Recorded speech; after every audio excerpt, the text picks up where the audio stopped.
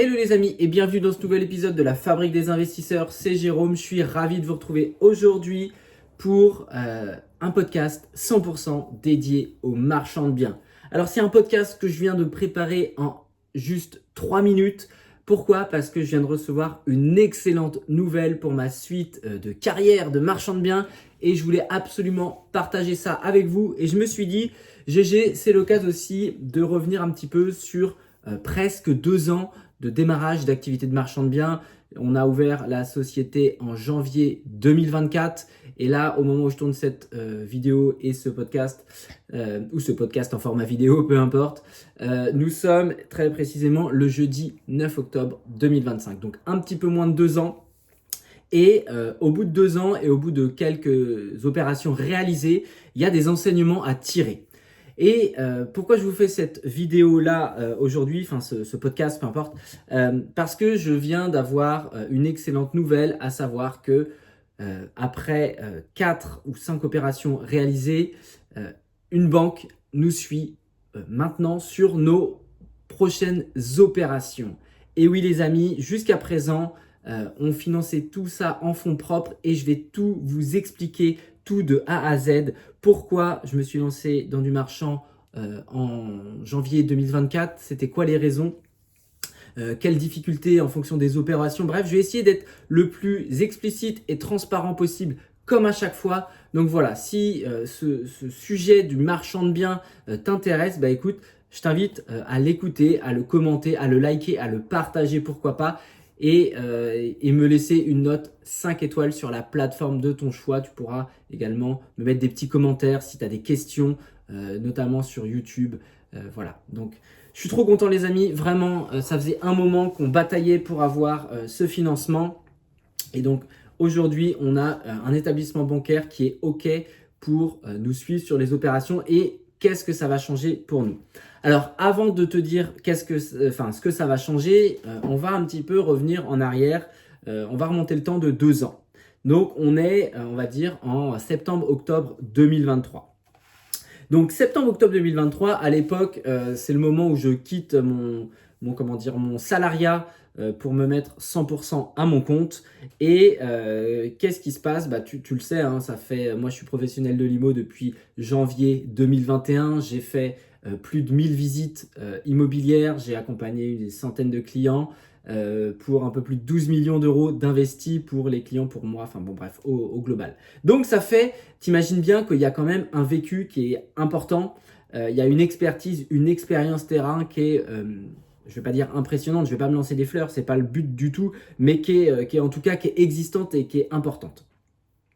Donc, en septembre-octobre 2023, j'ai déjà un réseau d'établis. Je connais donc un réseau, voilà, tous les professionnels qui vont graviter autour du monde de l'investissement immobilier. Et j'ai une excellente connaissance du terrain, du secteur, de mes secteurs de prospection, donc à savoir Rennes, et puis on va dire 2 heures aux alentours de Rennes. Donc bien sûr, ces zones, elles se sont élargies depuis. Je maîtrise de plus en plus de territoires à force de faire des visites, d'analyser des projets, etc.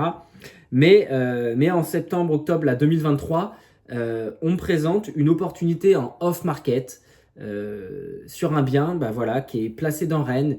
Il s'agit d'un appartement de 95 mètres carrés dans un bon quartier et sur laquelle on a un profil de personne qui est pressé de vendre. Donc moi je vais visiter le bien, franchement c'est une pépite, c'est un bien qui est déjà en dessous du prix du marché, en off-market, qui a différentes problématiques, mais on va y revenir juste après, à résoudre. Et je me dis putain Jérôme, les chiffres, les métriques, encore une fois les amis, c'est ce que je vous dis à chaque fois, maîtrisez votre sujet, maîtrisez vos métriques, maîtrisez votre secteur et vous allez maîtriser votre projet, votre risque et voilà. Donc c'est vraiment la base, c'est le B à bas et je démarre quasiment tous mes accompagnements par ça avec les analyses de secteur, etc. Bon bref, donc je trouve cette dinguerie, cette anomalie de marché clairement et là je me dis putain Jérôme, je pouvais, voilà, je quittais le CDI, donc je savais très bien que en locatif, ça passerait pas. Et dans tous les cas, en locatif, les chiffres ne m'intéressaient pas, on va dire. Donc je me suis dit, par contre, il y a un super coup à faire sur une opération de marchand. Mais aujourd'hui, voilà, j'avais pris un peu la température au niveau des établissements bancaires avec lesquels je travaillais sur mes projets personnels. Ils m'avaient tous dit que c'était mort, qu'ils ne financeraient pas du marchand de biens. Donc je me suis dit, bon, Jérôme, c'est la merde.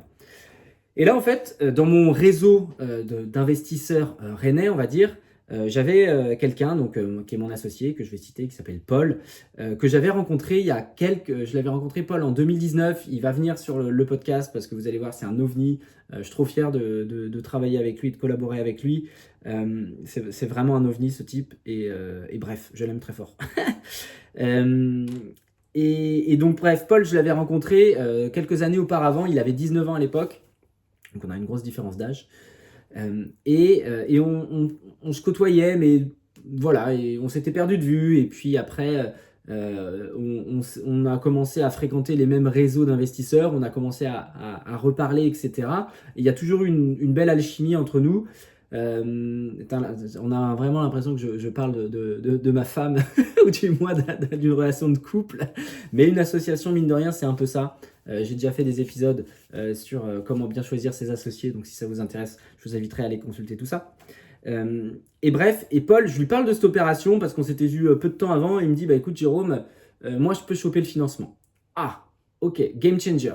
C'est-à-dire que je trouve l'opération sur le papier, elle est folle, mais je peux pas avoir les sous. Par contre, je rencontre quelqu'un, enfin j'ai quelqu'un dans mon entourage qui peut avoir l'argent pour porter le projet. Et donc, on démarre notre association comme ça. On la démarre comme ça. Et comment dire, on a du coup sur ce projet-là des chiffres absolument dingues et des problématiques à résoudre. Donc les chiffres dingues, pour te donner un ordre d'idée, on est sur un prix d'acquisition au mètre carré à 1 700 €, là où le secteur du marché en vaut 3 500. Donc c'est une opportunité assez rare sur le bassin rennais. Et qu'est-ce qui se passe? C'est que déjà, avec l'agent IMO avec lequel je collaborais déjà depuis plusieurs années, j'arrive en plus, donc le bien était affiché 178 000 €, je crois, de mémoire. J'arrive à le négocier à 160 000 € net vendeur en argumentant différentes choses, notamment un financement cash sur le bien. Et on a différentes problématiques à résoudre, à savoir un locataire en place qu'il faut qu'on fasse partir voilà, en bonne intelligence, un DPE qui est pas bon et un problème de sanibroyeur. Donc on résout ces différentes problématiques. Le locataire, on se met d'accord à l'amiable avec lui, on lui laisse le temps, hein. On a porté l'opération il est resté en place pendant 9 mois, le temps de trouver des solutions pour lui, etc. Bref, mais les chiffres étaient tellement beaux qu'on était OK. Et donc après, c'est un bien qui est en copro. Je suis désolé, l'épisode il va être décousu parce que je me suis pris 3-4 notes, mais l'idée c'est que vous compreniez un peu la logique globale de l'évolution des opérations et les leçons surtout que j'en tire et comment on les a articulées.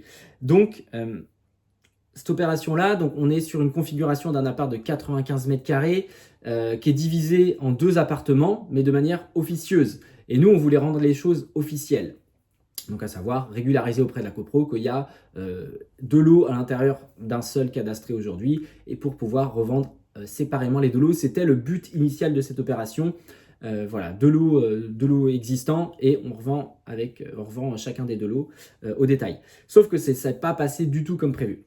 Je vous passe vraiment dans les grandes lignes les détails, mais on s'est heurté à une copropriété qui n'était pas du tout à l'écoute de notre projet, qui a vu avec notamment un président de syndic de copro qui était bête comme mes pieds et qui était bref jaloux qu'on fasse de l'argent ou qu'on envisage de faire de l'argent là-dessus, bien qu'on avait amené l'opération comme étant du locatif auprès de la copro.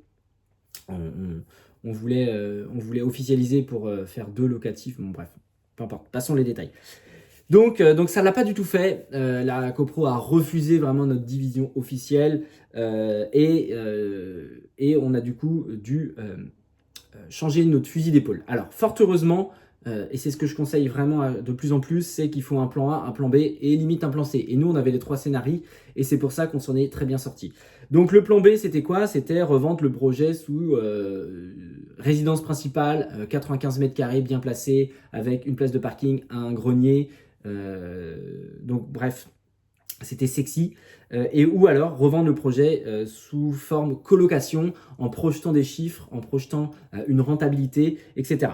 Donc qu'est-ce qu'on a fait du coup? C'est exactement ce qu'on a fait, on a mis une annonce, au début on l'avait mis à un agent mais qui n'a même pas réussi à nous le vendre, et donc finalement c'est moi qui me suis chargé de mettre l'annonce, de projeter les acquéreurs avec des chiffres. On a fait réaliser également des plans de projection en 3D par une architecte d'intérieur pour aider justement les futurs acquéreurs à se positionner, à voir les espaces, parce que finalement la configuration elle était en 2 volumes, 2 appartements, et sur une coloc ou une RP il fallait entre guillemets tout péter pour reconfigurer différemment. Donc on a fait ça, on a projeté on a projeté les acquéreurs et on a réussi à sortir ce projet-là.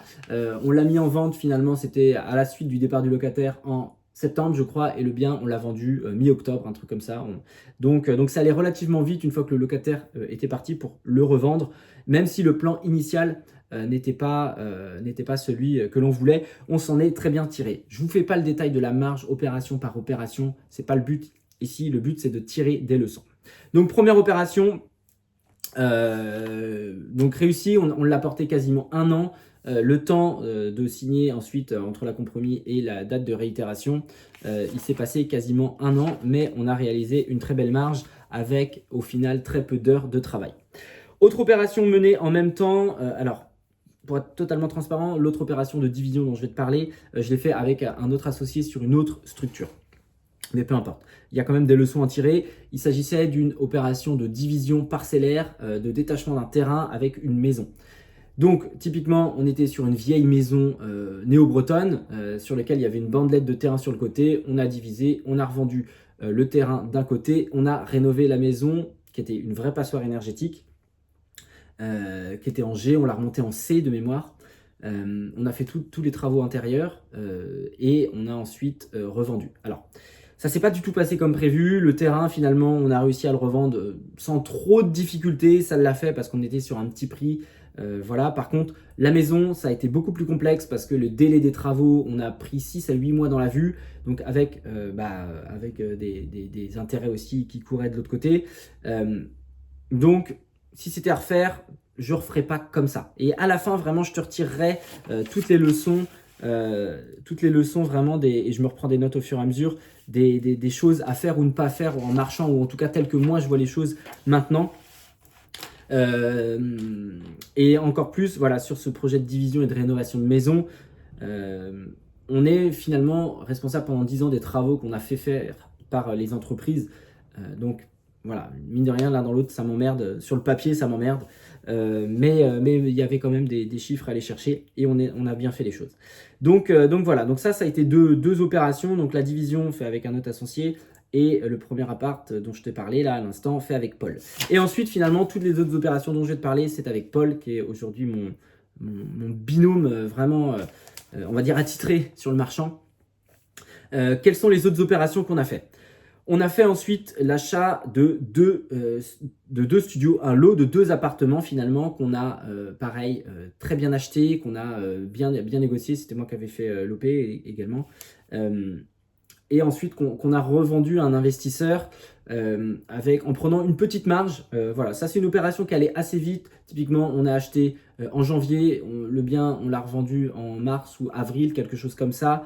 L'idée c'est que nous on avait tellement tiré les prix, pareil, en jouant, en argumentant, etc., qu'on avait un prix d'acquisition défiant toute concurrence. On a fait une légère marge là-dessus pour que le prochain acquéreur finalement soit déjà lui-même gagnant en achetant au prix auquel on lui le revendait. Donc ça a été une deuxième opération, finalement achat en lot, du volume, on achète du volume. Et là, notre acquéreur en plus nous a réacheté les 2 studios. Donc voilà, ça c'est une opération finalement qui s'est passée assez facilement. Il n'y avait pas trop de difficultés, on n'a pas eu de difficultés quelconques. Suite à cela, on a fait justement, donc ça c'est le début d'année, on a acheté, ouais c'est ça, janvier 2025, revendu en mars-avril, grand max 2025. Alors, il faut savoir quand même que la difficulté quand tu démarres, et c'est là tout mon propos, c'est que tu marches sur des œufs. Tu marches sur des œufs parce que clairement, tu fais du all-in. Donc je reprends le début. On nous a prêté une certaine somme d'argent pour réaliser notre première opération. Voilà. Donc Paul, lui, dans son entourage, il avait quelqu'un qui comment dire, avait de l'argent de disponible à nous prêter pour qu'on puisse investir sur nos opérations de marchand.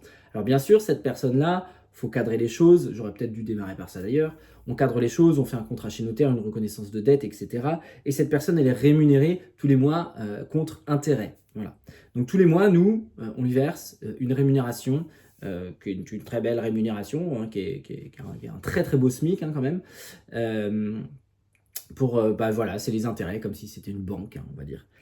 Donc on a très bien encadré les choses avec le notaire, le contrat, etc. Sauf que quand on a acheté le premier bien de l'appartement en question, tu te doutes bien qu'on a fait, enfin tu te doutes bien, tu le sais pas mais je te le dis, on a fait all-in en fait sur l'opération, c'est-à-dire qu'on a posé quasiment tout le cash. Il nous restait un peu de trésor par rapport à ce qu'il nous avait prêté au début, mais on a quasiment mis tout le cash et on pouvait faire aucune autre opération à côté. Et il a fallu finalement arbitrer cette première opération pour ensuite enchaîner sur une deuxième. Et c'est exactement ce qui s'est passé. Parce que du coup, le bien, on l'a revendu, cet appart, on l'a revendu, je pense, le 2 janvier ou le 5 janvier. Le 31 janvier, on était propriétaire des 2 autres studios qu'on a revendus en avril.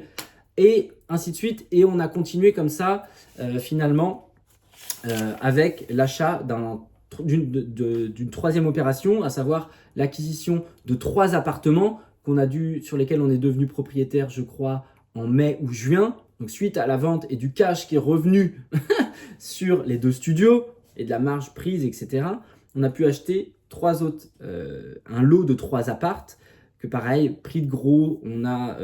là, c'est Paul qui a porté l'OP sur la négociation, etc. Donc on a acheté pareil en volume, un lot de 3 sur des prix, sur des métriques très intéressantes, et on revend au détail finalement. On n'a pas fait grand-chose à l'intérieur, si ce n'est résoudre des problématiques de DPE. Toute notre négociation et notre prix d'acquisition a tourné autour du DPE. J'en avais fait d'ailleurs une vidéo YouTube là-dessus, à savoir que le diagnostiqueur, quand notre vendeur, enfin le vendeur, la personne à qui on a acheté, nous a présenté le bien, les DPE apparaissaient en G. Simplement, c'est là où toute l'expérience terrain joue. Nous, on savait très bien que de par ce qu'on voyait comme élément, il y avait des incohérences entre le rapport du diagnostiqueur et la réalité. Et on savait très bien que en faisant passer un diagnostiqueur plus compétent, qui fait partie de notre réseau, les éléments rentrés n'étaient pas bons. Donc forcément, quand on allait rentrer les bons éléments, les diagnostics allaient forcément remonter. Et ça n'a pas raté. Quand on a fait repasser notre diagnostiqueur suite... on l'a même fait avant de devenir propriétaire, hein, pour être sûr. Et en fait, mécaniquement, les apparts ils sont remontés en E, voire en D sur certains.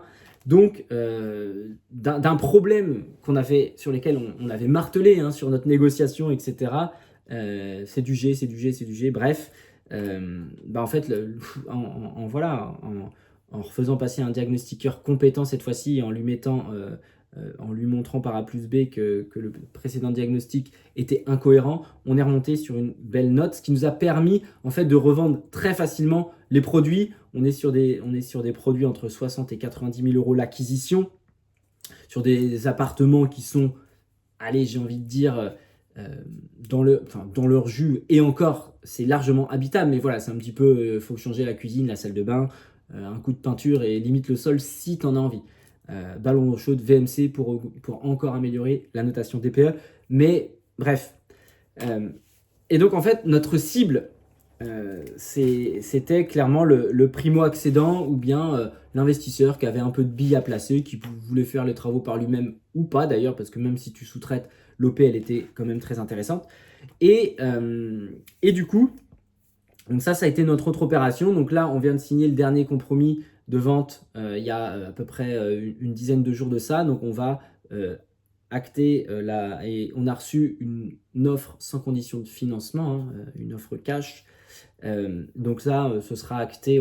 D'ici la fin d'année, on sera passé chez le notaire pour justement revendre ce 3e lot sur cette 3e opération. Bon, j'espère que je suis assez clair, les amis, en tout cas. Donc là, on en est, dites-vous, là, je vais arrêter ça au 9 octobre. On vient de revendre le troisième lot. On vient quasiment de clôturer la troisième OP. Enfin, quatrième pour moi, mais troisième avec Paul, où on va passer chez le notaire, du coup, en décembre. Donc tu me diras, ok Jérôme, c'est bien beau, mais pourquoi est-ce que tu me racontes tout ça? Parce que je te l'ai dit juste avant, typiquement, quand tu as très peu de fonds au démarrage, donc nous, on t'avance opération par opération, tu es obligé finalement de clôturer une OP avant de pouvoir racheter une autre, et etc., etc. Donc ça prend du temps, c'est très chiant le début, à moins de disposer de très fortes liquidités pour démarrer, c'est long, c'est chiant. Et franchement, encore une fois sur ce podcast, si tu me suis depuis longtemps, tu sais très bien que je suis le plus authentique, le plus transparent possible. Quand on me dit que le marchand, c'est trop bien, c'est facile, oui et non, j'ai envie de te dire. Et à la fin, je te tirerai les leçons. Si tu n'as pas de cash à poser sur la table au début, aujourd'hui, la banque ne va pas te financer. Dites-vous là que moi, malgré mon statut de professionnel de l'immobilier, de toute mon expérience et tout, les banques au début ne me suivaient pas. Parce que en marchand de biens, je n'avais pas d'expérience à leur montrer. Et donc finalement, on en arrive à cette quatrième opération que j'ai sourcée en juin ou juillet dernier, je ne sais plus. Je vais t'expliquer un petit peu comment ça s'est passé. Mais typiquement, là, je vois vraiment un ovni, pareil, une anomalie de marché. Un immeuble de rapport dans une ville sur laquelle je travaille beaucoup, qui est affiché à 800 € du mètre carré, qui a 4 appartements, là où un prix de secteur marché, il est à 2004-2005, quasiment 3 fois moins cher. Et donc quand je vois l'annonce qui tombe dans mes radars, je me dis, c'est quoi ce délire? Donc j'appelle l'agent, je fais du forcing auprès de l'agent, je tombe d'abord sur la secrétaire, ensuite j'ai l'agent au téléphone, vraiment je fais du forcing en lui disant, je veux venir voir ça, le bien m'intéresse. Ok. Donc je lui demande quand même 2-3 petites infos à distance, parce que j'ai quand même de la route, j'ai 2h30 aller-retour. Donc je lui demande des infos pour vérifier quand même le secteur, l'emplacement, etc. Donc il est ok pour me les donner, c'est pas toujours le cas, mais j'ai réussi à lui tirer les verres du nez avec des techniques de professionnels de l'immobilier, les amis. Et oui, quand on sait quoi demander, en amenant bien les choses, on obtient quasiment toujours les infos qu'on veut. Et donc en fait, quand il me confirme et qu'il me donne un peu le détail de l'OP, je me dis mais vraiment c'est une dinguerie ultime. Et donc là, je fixe un rendez-vous pour le lendemain. Je dis bah écoutez, moi je peux être là demain, vous me dites l'heure, j'annule tous mes rendez-vous, je viens. Et ça n'a pas raté. Il me donne rendez-vous le lendemain à 11h, moi je bouscule tout mon emploi du temps, je me rends sur place, je vois le dossier, mais à la limite, avant même de me déplacer sur place, je savais que j'allais faire une offre en fait. Je savais que j'allais faire une offre. Et s'il n'y avait pas de loup, de red flag, vraiment d'anomalie structurelle ou autre, j'y allais quoi, parce que c'était une opportunité à pas rater. Donc voilà, on se donne rendez-vous à 11h, je fais le tour du projet. Sortie de visite, je lui dis, bah écoutez, moi aujourd'hui, je vous fais une offre au prix sans condition de financement. Pourquoi je fais sans condition de financement? Parce que avec la trésorerie qui était revenue sur les opérations précédentes, on avait les fonds, on avait les reins assez solides, les fonds propres en tout cas, pour acheter le projet cash. Donc voilà, entre le moment où les ventes allaient être effectuées sur les opérations précédentes et le moment où on allait devenir propriétaire de cet immeuble, les fonds seraient revenus. Donc ça n'a pas raté, on a les fonds aujourd'hui sur le compte pour pouvoir acheter cash ce projet immobilier. Mais en parallèle de ça, et tu comprendras mon excitation à l'idée d'avoir une banque aujourd'hui qui me suit, enfin qui nous suit, c'est que on se dit ça faisait un moment qu'on se disait putain là il faut qu'on fasse comment dire, faut qu'on ait un prêt, on est quand même trop on est trop limité dans notre développement sans financement bancaire. Parce que les amis, la règle avec la banque c'est quoi? C'est en marchand, il faut amener à peu près 30% du projet. Donc sur cette nouvelle opération d'immeuble à diviser, typiquement on en a à peu près pour 220 000 € l'opération. Donc nous, à l'instant T, on fait all-in. Hein, enfin, à l'époque où j'ai signé l'offre de prêt et le compromis, on était OK pour faire all-in. Mais par contre, ça obligeait encore une fois à arbitrer les biens au fur et à mesure pour pouvoir repartir sur une nouvelle OP. Et là, si on avait une banque à nous suivre, on avait finalement plus que 80 000 à poser sur la table et tout le delta, donc 150 000 dans les grandes lignes, on pouvait mobiliser finalement pour rebondir encore sur d'autres opérations, donc accélérer encore plus vite. Donc on a fait appel finalement à un courtier qui passera très certainement dans le podcast prochainement, qui est spécialisé pour les investisseurs, et il nous a décroché, après 3 mois de bataille avec un établissement bancaire pour les marchands, à nous décrocher un rendez-vous pour signer des offres de prêt. Donc la semaine prochaine les amis, je m'en vais, je prends le train, je fais 3 heures de train pour rencontrer un établissement bancaire qui va nous suivre sur cette nouvelle opération. Donc avec laquelle, en plus, il y a très peu de contrepartie. On ouvre un compte, on ouvre le compte courant, on met l'apport qui est nécessaire à réaliser cette opération et grosso modo, c'est parti. Et l'avantage derrière, c'est que l'opération, elle devrait être assez liquide, assez rapide. Normalement, je touche du bois, Inch'Allah. Donc derrière, une fois qu'on aura montré que ça marche, ils vont être en mesure de nous resuivre sur d'autres opérations si les opérations correspondent à leurs critères, mais vu qu'on n'est pas trop mauvais dans ce qu'on fait, je me fais pas trop de soucis. Donc voilà, l'excellente nouvelle, les amis, c'est que du coup, enfin, après presque 2 ans d'activité de marchand, 3 opérations, on va dire, conclues avec Paul, une avant ça, avec un autre associé, on a fait nos preuves finalement. Et tout le message en fait de ce podcast-là, c'est un peu ça, c'est sur du marchand ou même en locatif, j'ai envie de dire, mais là on va quand même se concentrer sur du marchand, la banque va te demander de faire tes preuves à titre personnel pour vraiment montrer que tu sais ce que tu fais, que tu maîtrises ton projet, que tu maîtrises ton risque et que tu es en capacité à ramener des opérations qui vont être rentables, qui cochent les critères de la banque. Et nous, je vais reprendre un peu les chiffres, mais pour vous donner un ordre d'idée dans les grandes lignes, hop, je prends mon PC en même temps. La moyenne de nos opérations en termes de taux de marge avec Paul, on est sur du 35, 32 et 50 la dernière avec les 3 apparts, et la prochaine arrivée, elle est à 46%. Donc en fait, on est en capacité aujourd'hui à trouver des opérations qui sont très intéressantes, qui sont intelligentes à porter. Voilà, on fait beaucoup de tri, beaucoup de sélection. On visite, on analyse beaucoup et finalement on ne va pas sur n'importe quoi. Typiquement aujourd'hui on raisonne beaucoup en termes de ratio temps énergie passée versus combien ça va me rapporter. Vraiment on bosse beaucoup comme ça. Et d'ailleurs au fur et à mesure là, de cet épisode, j'ai pris quelques petites notes vis-à-vis des leçons à en tirer sur ce début d'activité de marchand. Aujourd'hui j'estime être encore un bébé marchand. Voilà, ça ne fait jamais que bientôt 5 opérations. Alors, il y en a encore une autre qui est dans les tuyaux, qui est sur lesquelles on a une offre d'achat en cours. On attend la réponse incessamment sous peu pour pouvoir justement, encore une fois, réenchaîner. Mais finalement, j'ai encore plein de choses à apprendre et c'est trop bien. Mais néanmoins, voilà, avec on va dire, ces 2 années de recul et les opérations que j'ai portées, j'ai, dégagé des leçons à en tirer un petit peu, des trucs assez généralistes, mais en tout cas qui vont peut-être toi te donner des billes aujourd'hui. D'ailleurs, n'hésite pas encore une fois à me dire en commentaire de cet épisode ce que tu penses vraiment du marchand de biens, et si c'est un truc qui t'intéresse, est-ce que tu te verrais te lancer, qu'est-ce qui te manque aujourd'hui pour te lancer, etc. Parce que mine de rien, voilà, on ambitionne également avec Paul d'accompagner des marchands qui souhaitent se lancer, qui souhaitent démarrer.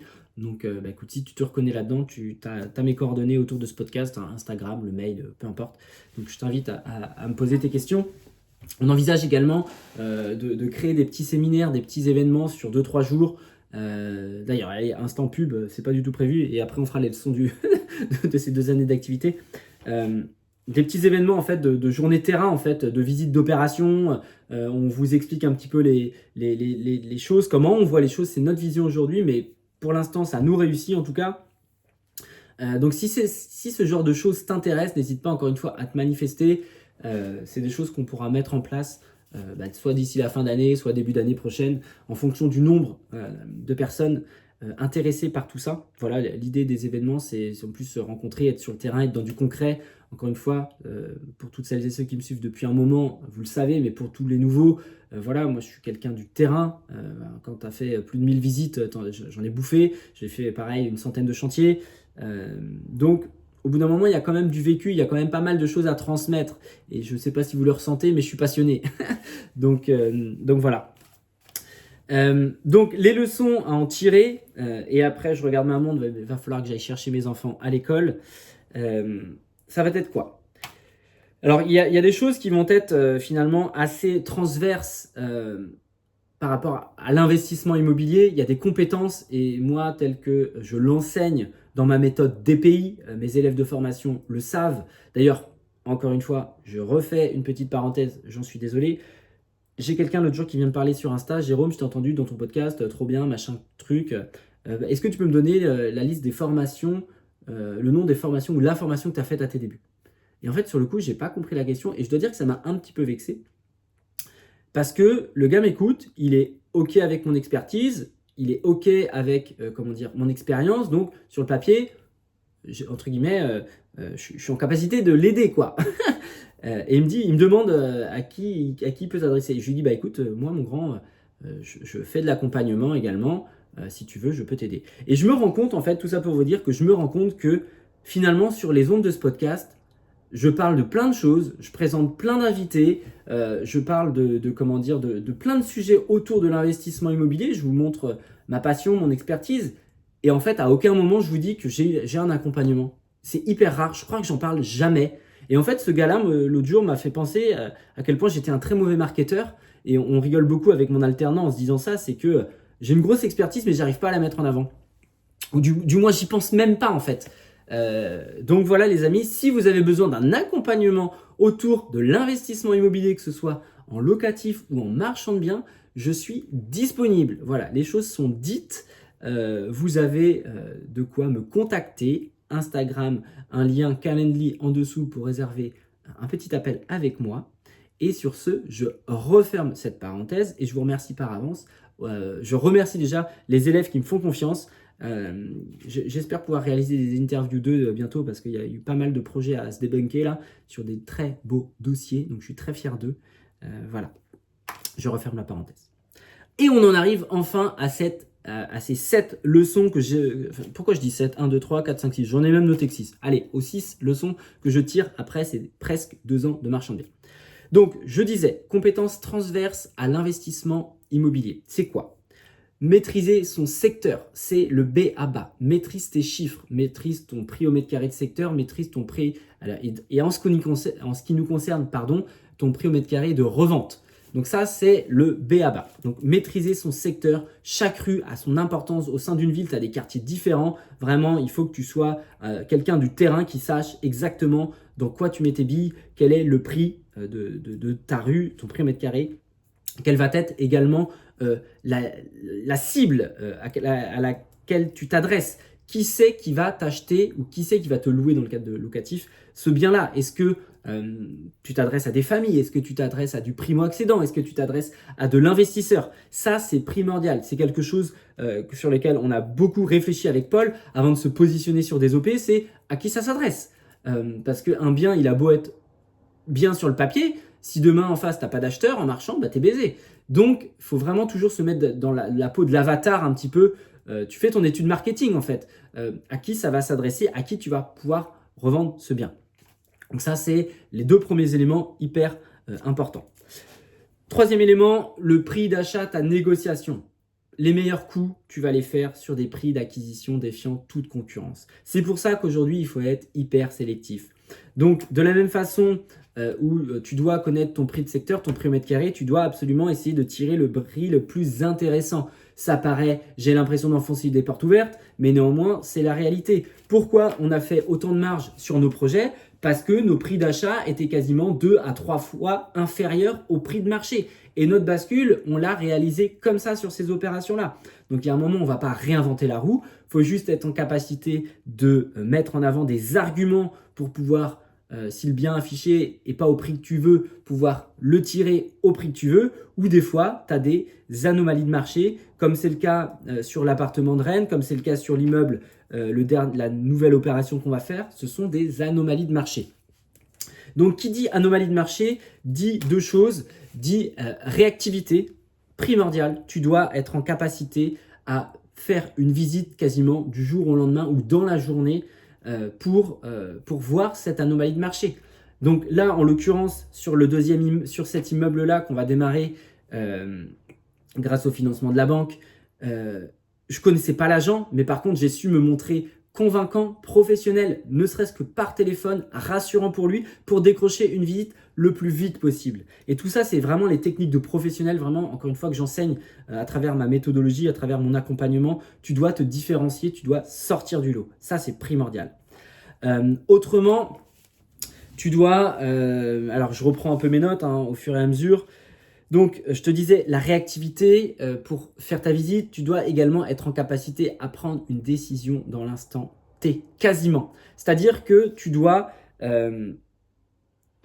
avoir récolté le max d'infos, étudier ton dossier avant même de le visiter, si bien que quand tu le visites, comme je te l'ai raconté sur cet immeuble-là, moi je sortais de la visite, en fait, tous les feux étaient ouverts, j'avais aucun red flag, je connaissais mon prix de marché, je connaissais mon prix de sortie, etc. etc. Et donc, j'avais plus qu'à dire, ok, j'y vais. Et typiquement, si c'était pas moi qui l'achetais, c'était le prochain investisseur, compétent en tout cas, qui allait le prendre. C'était une évidence tellement c'est un ovni ce projet. Et ce qui s'est passé sur la première opération de l'appartement, en leçon également, c'est établis ton réseau. Il y a trop de personnes aujourd'hui qui pensent que ça tombe tout cru sur le Bon Coin. Déjà, le Bon Coin, tu peux avoir des OP, mais dis-toi que ça s'adresse à tout le monde. Donc les meilleurs coups, même si elles sont sur les plateformes, elles ne seront pas sur le Bon Coin. Je ne dis pas qu'il n'y en a pas. Je dis que s'il y en a, tu dois faire preuve de la qualité précédente, à savoir la réactivité. Et ensuite, être en capacité, du coup, à te décider rapidement. La prise de décision, elle doit être quasiment instantanée. Tu ne dois pas laisser l'opportunité à quelqu'un d'autre de saisir ta chance. Donc voilà. Donc tout ça, c'est hyper important. Donc ça, c'est vraiment des leçons hyper importantes à retenir.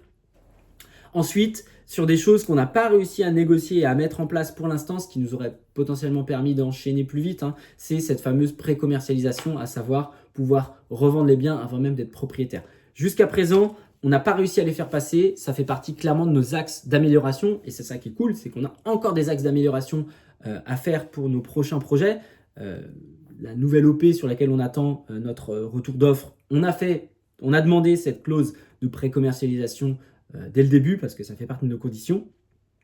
Donc voilà, la préco, ça va te permettre finalement de gagner du temps. Tu n'es même pas encore propriétaire que potentiellement tu as retrouvé des acquéreurs et tu signes des compromis beaucoup plus rapidement et tu avances beaucoup plus vite. Donc c'est pour ça aussi que notre démarrage, il a été un peu long parce qu'on n'a pas réussi à placer ces offres-là, ces conditions de préco. Enfin, j'ai encore 2 leçons que je me suis notées. Éviter à fond les travaux, vraiment. Moi, j'ai pour le coup sur du marchand là, avec la rénovation de la maison néo-bretonne, les travaux nous ont mis dedans. Ça s'est pas passé, ça a été chronophage. On a perdu de l'argent, entre guillemets. On a margé, mais forcément, on a perdu du temps et de l'énergie à gérer des travaux. Et clairement, sur mes prochaines OP, je veux pas de travaux. Donc ça, c'est vraiment une leçon importante pour moi. Après, encore une fois, chacun voit midi à sa porte. Comme il y en a qui vont kiffer faire des travaux pour des opérations de marchand. Aujourd'hui, avec Paul, on a décidé de ne pas s'orienter sur cette typologie de biens-là pour pas avoir à gérer justement cette notion que je t'expliquais précédemment de temps, énergie, charge mentale, etc. On n'a pas envie de le faire sur du marchand. On en a assez, moi, j'en ai assez avec mes clients sur les accompagnements que je vais faire. Je veux pas le faire sur du marchand. Et enfin, se focaliser davantage sur des petits produits. Les petits produits, à savoir des produits qui vont être aux alentours des 100 000 euros maximum pour justement avoir des produits qui vont être très liquides et qui vont s'adresser justement, encore une fois, on réfléchit à la cible, à qui ça s'adresse, mais qui vont s'adresser finalement à beaucoup de portefeuilles, du primo-accédant, de l'investisseur et en laissant finalement une poire pour la soif, comme on dit. Je crois que c'est ça l'expression, si je ne dis pas de bêtises. En leur laissant la possibilité de faire les travaux par eux-mêmes par la suite, comme ça, tout le monde est gagnant. Pour te donner un ordre d'idée sur cette dernière opération-là, l'immeuble de 4 lots, on l'achète 800 du mètre, on le revend aux alentours de 1500, 1600 et le prix de marché est à 2004. Donc en fait, aujourd'hui, tout le monde est gagnant. Nous, on fait une belle opération avec 45-46% de marge. L'acquéreur, il va quand même l'acheter quasiment 1000 balles en dessous du prix du mètre. Donc, il fait également une bonne affaire.